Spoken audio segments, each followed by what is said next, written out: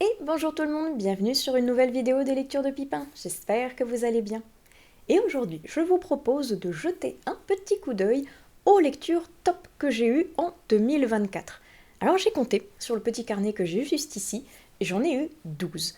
12 lectures excellentes, des coups de cœur qui étaient absolument génialissimes que j'ai eues en 2024 et que je vais vous proposer ici dans cette vidéo parce que franchement, foncez les yeux fermés si jamais vous ne les avez pas encore lus. Ils sont incroyables. Vous allez voir, il y a vraiment de tous les genres, de tous les styles de lecture et de toutes les tailles aussi, parce que j'ai quelques petits pavés à vous proposer. Et dans une prochaine vidéo, je vous proposerai également les flops que j'ai eus en 2024. Alors, je n'ai pas fait de classement. La seule chose que j'ai fait, c'est que la première lecture que je vais vous présenter, ça va être le premier coup de cœur que j'ai eu en 2024. Et la dernière lecture, c'est donc le dernier coup de cœur que j'ai eu en 2024 aussi. Et entre les deux, je n'ai pas du tout fait de classement, je pioche vraiment les livres comme ils arrivent, donc laissez-moi vous présenter ça tout de suite. La première lecture coup de cœur que j'ai eue en 2024, c'était même, si je me rappelle bien, au tout début du mois de janvier. Je vous mets la couverture juste ici parce que c'était un SP que j'avais eu en e-book qui s'appelle Jardin nomade. Oh, j'avais adoré. C'est un contemporain et franchement, c'est assez rare pour souligner que j'ai eu un coup de cœur sur un contemporain parce qu'en général, c'est pas tout à fait mon genre de prédilection, même si j'en lis de plus en plus, je me rends compte.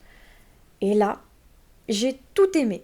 La couverture déjà, moi j'adore ce style un petit peu vieilli comme ça, genre vieil herbier, petite couleur passée, de petites fleurs en plus, moi j'adore ça.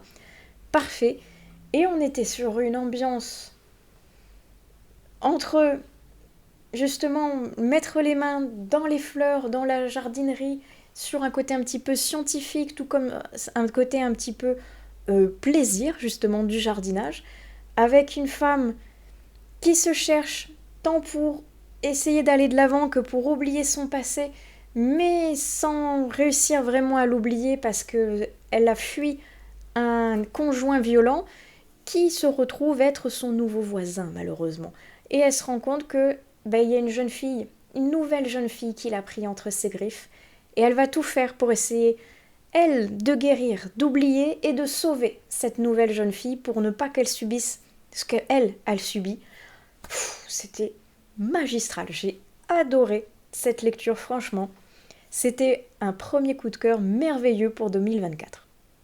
Ensuite, on change radicalement d'univers avec Le diable sur mon épaule de Gabino Iglesias, publié chez la magnifique maison d'édition qui est Sonatine. J'adore leur ligne éditoriale, c'est très rare que je n'aime pas un de leurs romans, et celui-ci, il était fabuleux. J'ai eu un énorme coup de cœur pour ce titre, pour la plume de Gabino Iglesias, que maintenant j'ai vraiment envie de découvrir sur ses autres romans. Et là, on va mélanger en plus du thriller avec du fantastique et de la sorcellerie. Oh, que c'était chouette! Parce qu'on suit un père qui a malheureusement une petite fille qui est atteinte d'une grave maladie, et comme il est aux États-Unis et qu'il a un petit peu le type mexicain au niveau de sa couleur de peau, il a zéro aide pour pouvoir sauver sa fille, et notamment ça va lui demander énormément d'argent, chose qu'il n'a pas. Donc, qu'est-ce qu'il s'est dit qu'il allait faire pour pouvoir sauver sa fille en désespoir de cause ? Il s'est dit que ça pourrait être une bonne idée de suivre son ami qui voulait voler la cargaison d'un cartel de drogue. Parce que pourquoi pas ? Après tout, ça donne beaucoup d'argent. Oui, mais sauf qu'évidemment, rien ne va se passer comme prévu. Et c'était tellement bien, franchement, mais je me suis régalée. Je l'ai eu en SP, en version e-book, et franchement, je me tâte à l'acheter en version papier parce que j'ai très envie de le relire et de me replonger à l'intérieur presque comme si je ne l'avais pas encore lu pour retomber dans la découverte. Très trop bien. Franchement, il était incroyable. J'ai hâte de me replonger, pourquoi pas un de ces quatre, dans cette lecture et surtout maintenant de suivre cet auteur qui est Gabino Iglesias parce que j'ai trop envie de lire d'autres pépites qu'il a pu écrire. Ensuite, on va tomber dans du bourrin, dans du zombie, dans du post-apo avec Berserker, dont je vous mets la couverture juste ici. Et c'est un auto-édité que j'ai adoré. Et je pense que si vous avez vu le nom de l'auteur, vous savez que j'ai déjà lu beaucoup de ses livres, que j'avais déjà adoré. Mais alors celui-ci, moi, on me donne du zombie, on me donne du post-apo. Moi, je signe, j'adore ce genre. C'est vraiment quelque chose que je trouve fascinant de voir l'évolution des personnages à travers un monde qui n'existe plus, qui doit survivre contre une horde de zombies ou de créatures sanguinaires, mais également contre ses semblables, qui n'ont rien appris de finalement avoir un monde qui s'est écroulé et qui continuent à être égoïstes et à se mettre sur la tronche les uns envers les autres, plutôt que de se sauver et de sauver l'humanité.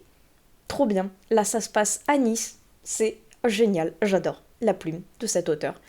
Et j'ai très hâte de voir s'il va nous concocter un nouveau roman. Est-ce que ça va être au niveau de sa saga des dieux ou est-ce que ça va être un autre roman à part pour 2025 ? Je ne sais pas, mais en tout cas, j'ai très hâte de voir ce qu'il va nous concocter comme nouveauté. Et on enchaîne avec un second auto-édité avec Alpha Dream. J'ai adoré Alpha Dream parce qu'on est dans un thriller d'anticipation qui m'a fortement fait penser au jeu vidéo Deus Ex que j'aimais adoré. J'adore ce jeu, je peux y jouer des heures carrées sans voir le temps passer, avec des personnes qui sont, on va dire, augmentées physiquement, avec des implants qui leur permettent d'avoir une vision incroyable de jour comme de nuit, je sais pas, d'entendre des ultrasons, d'avoir une super force, une armure intégrée au corps, bref. Ils sont super forts. Et ils sont super embêtés parce qu'ils doivent faire une enquête contre des gens très puissants qui vont bien évidemment leur mettre des bâtons dans les roues et voire même essayer de les éliminer pour ne pas qu'ils mettent leur nez dans ce qu'est Alpha Dream, une réalité virtuelle augmentée qui cache de sombres secrets. C'était génial! Franchement, je me suis régalée du début à la fin. J'ai adoré le héros qui a un charisme antipathique mais fabuleux. Il est autant bourru que drôle, que super fort au niveau de l'action. Moi, j'ai trouvé ça génial. Et en discutant avec l'auteur, il m'a dit que ce serait peut-être bien un tome 1. J'étais merveilleux, je signe tout de suite pour un tome 2 et retrouver ses aventures, parce que j'adore. Et j'ai franchement adoré le premier tome. Et si jamais vous ne l'avez pas encore lu, foncez, il était vraiment génial. Le suivant, je l'ai en physique, donc je vais pouvoir le présenter. Cette petite pépite qui est Enquête et Charleston, de Mélanie Battini, publiée aux éditions City. Est-ce que j'ai craqué en premier lieu pour cette magnifique couverture ? Oui, c'est tout à fait probable en effet.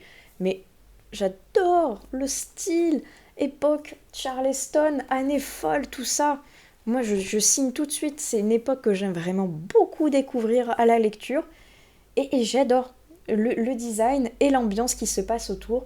Et ici, nous sommes dans un cozy mystery, donc pendant les années folles, avec cette jeune femme qui est une très riche héritière qui n'a pas l'habitude spécialement de penser à quelque chose d'autre que elle-même et qui n'a pas l'habitude donc de travailler et de faire autre chose que ce qu'elle a envie.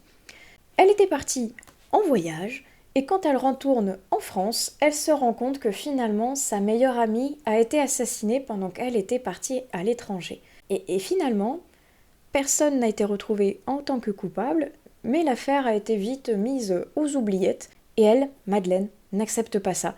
C'est sa meilleure amie, elle veut lui rendre justice, elle veut lui rendre hommage en trouvant qui l'a tué et en le traînant devant la justice. Donc elle va s'improviser inspecteur dans les beaux quartiers, et c'était super chouette de voir l'évolution de ce personnage de base, on va dire hors du temps, parce que persuadée que comme elle est riche, tout lui est dû, elle va avoir tout à ses pieds, sauf que là, il faut qu'elle se fasse passer à la fois pour quelqu'un de riche pour avoir ses entrées, tout comme quelqu'un de discret qui ne sait vraiment pas finalement comment la vraie vie existe, comment il faut faire pour prendre le métro, comment il faut faire pour travailler, pour s'organiser sans ses domestiques. C'était super chouette. L'évolution de ce personnage qu'est Madeleine est incroyable et honnêtement, visiblement ça va être un tome 1. J'ai hâte, mais de retrouver ce personnage. surtout au vu de la fin qui est vraiment très chouette. Ça promet une très belle série. Et si on passait à présent à de la fantaisie épique pure, merveille que j'ai adoré, fou, ça, retenez bien le nom de cet auteur et ce premier tome qu'est Malice de John Gwynne. Oh là là là là là là, le Seigneur des Anneaux en version bourrin. J'adore. C'était tellement épique, avec un petit côté un peu Game of Thrones, genre je zigouille le premier personnage que tu adores. Moi non, j'adore pas parce que quand tu t'attaches au personnage et que pouf, tu fais bon, bah tant pis, hein, je vais en aimer un autre. Mais qu'est-ce que c'était bien!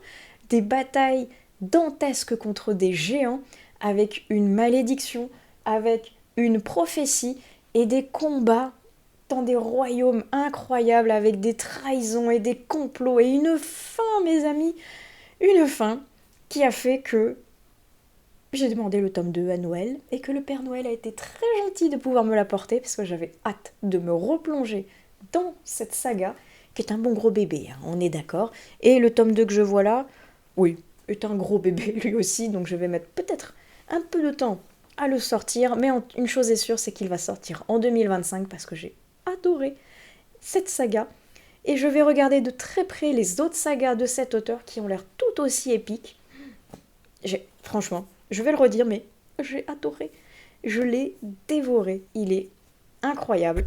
Lisez Malice, lisez du John Gwynne si vous aimez la fantasy épique. Je pense que vous ne serez pas déçus. On rechange d'univers radicalement. Je vous ai dit, il y a de tous les genres comme ça.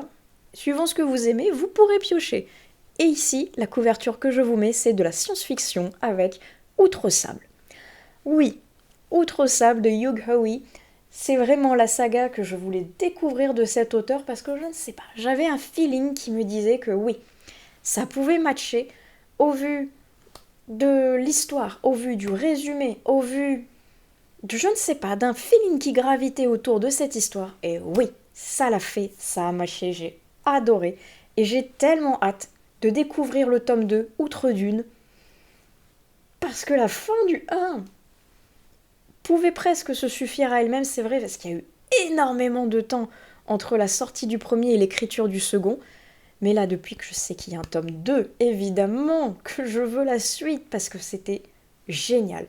De trouver des personnages qui vont plonger dans le sable avec ces espèces de scaphandres que vous avez vus sur la couverture, et qui vont chercher des fragments de civilisation oubliés, des objets qu'ils vont revendre après au marché noir pour gagner un petit peu d'argent, jusqu'au jour où ils vont tomber sur carrément une ancienne cité.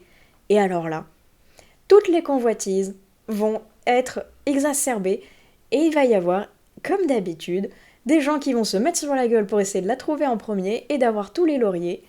Et ça va pas le faire. Mais qu'est-ce que c'était bien!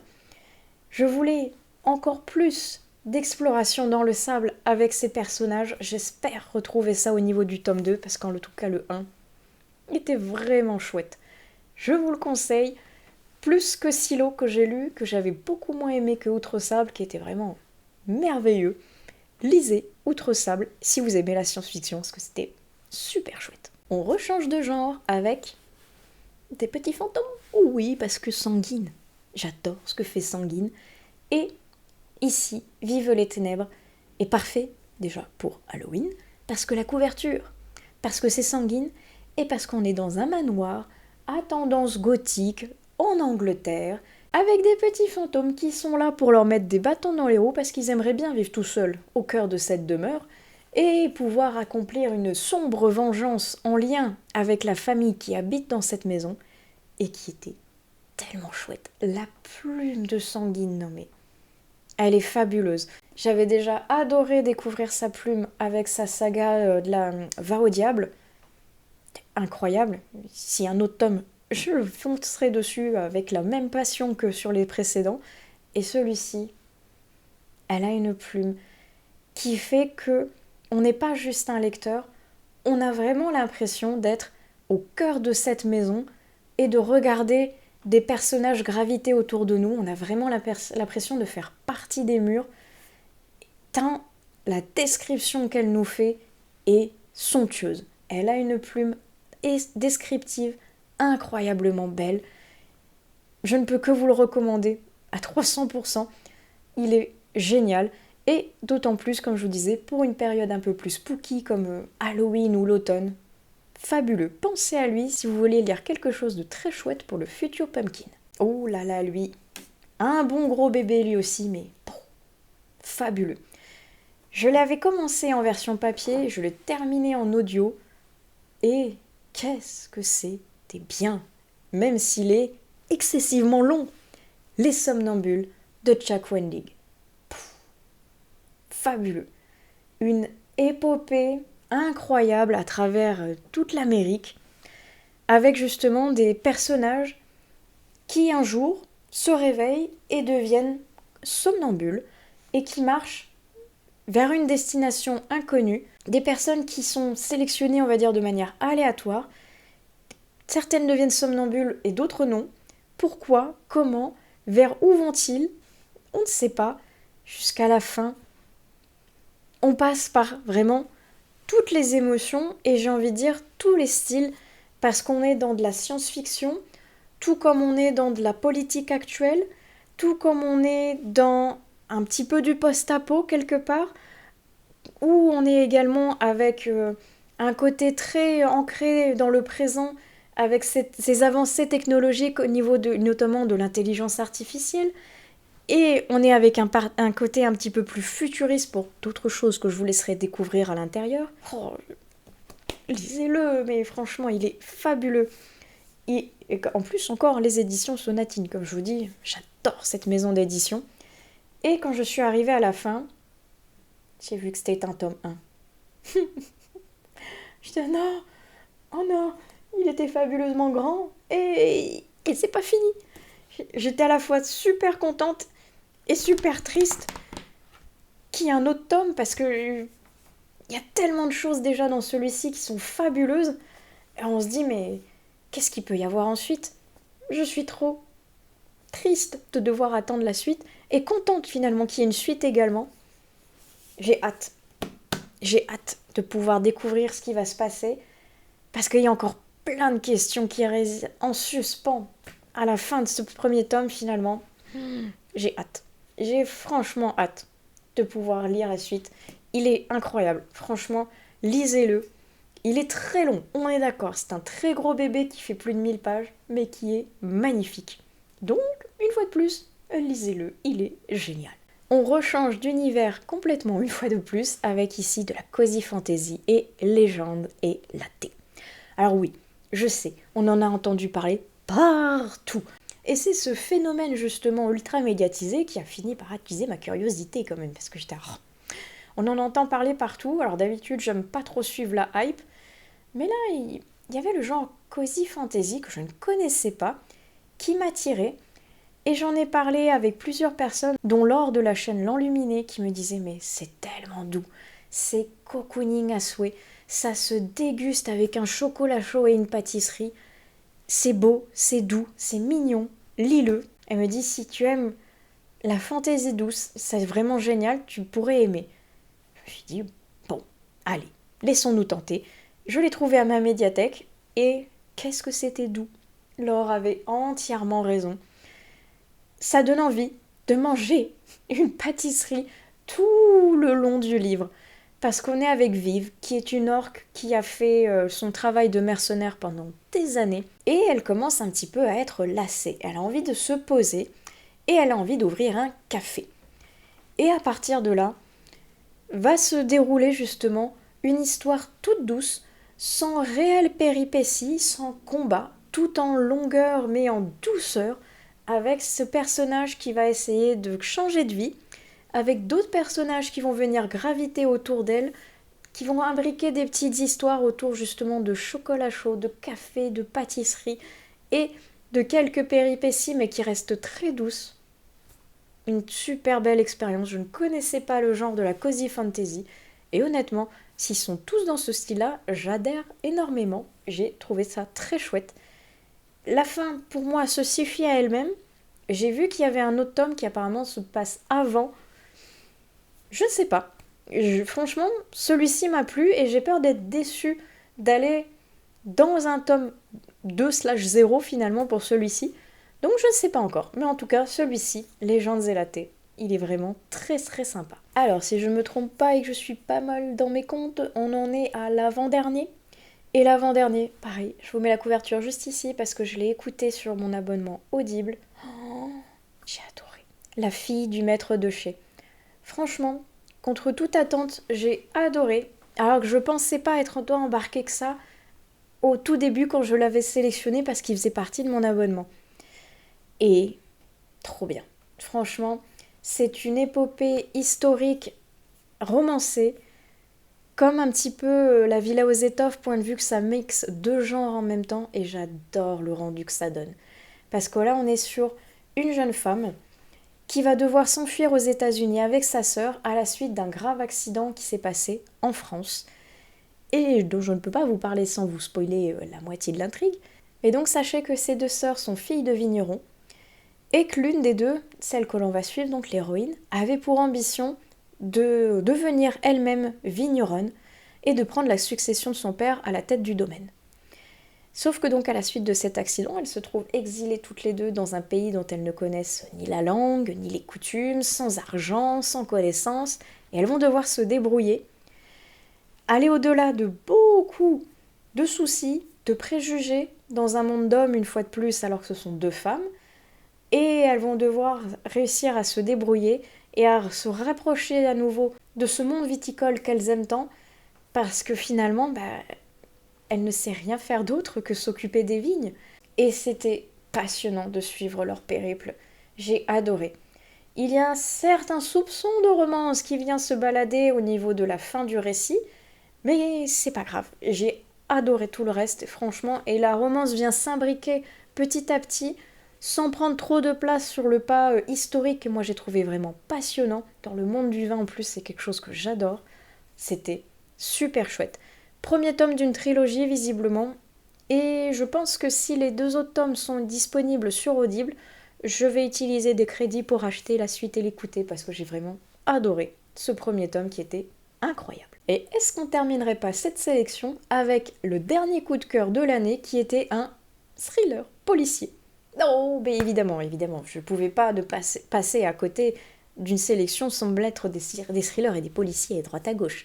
Et celui-ci se nomme Le Loup des Ardents, que j'ai découvert totalement par hasard au mois de décembre pour pouvoir compléter mon challenge ABC Polar Thriller.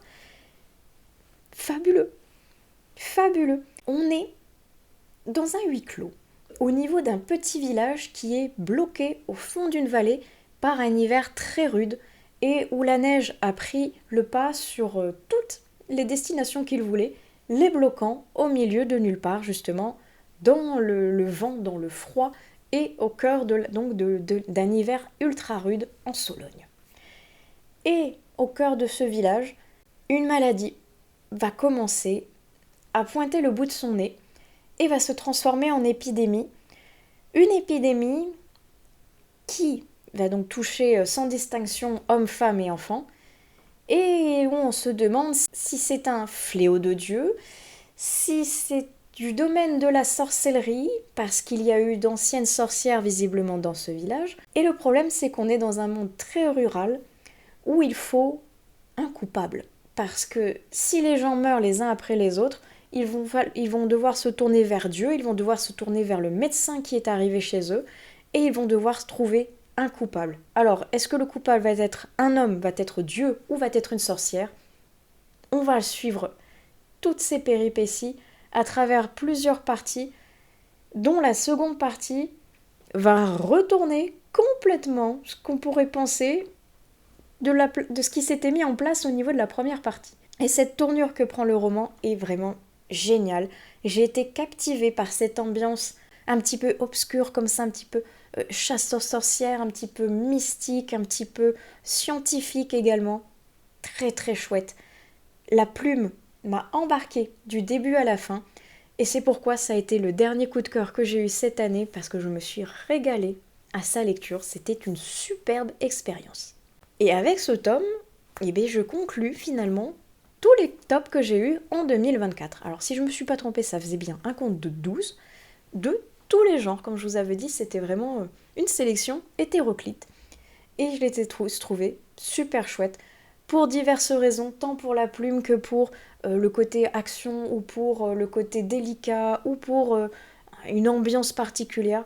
Je les ai tous adorés et j'espère que 2025 sera au moins aussi riche que 2024 en belles découvertes. J'ai très hâte de découvrir déjà de futures pépites que je pourrai vous présenter au cours de l'année.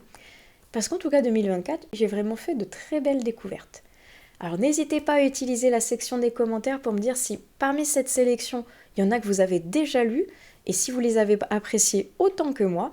Et sinon, quels ont été vos coups de cœur de 2024 ? Racontez-moi tout, comme ça je pourrai aller voir si je connais les livres que vous avez adorés. Et sinon, ils viendront une fois de plus grossir ma wishlist qui ne cesse d'augmenter et qui, je pense, ne diminuera jamais. En attendant, j'espère que cette vidéo vous a plu.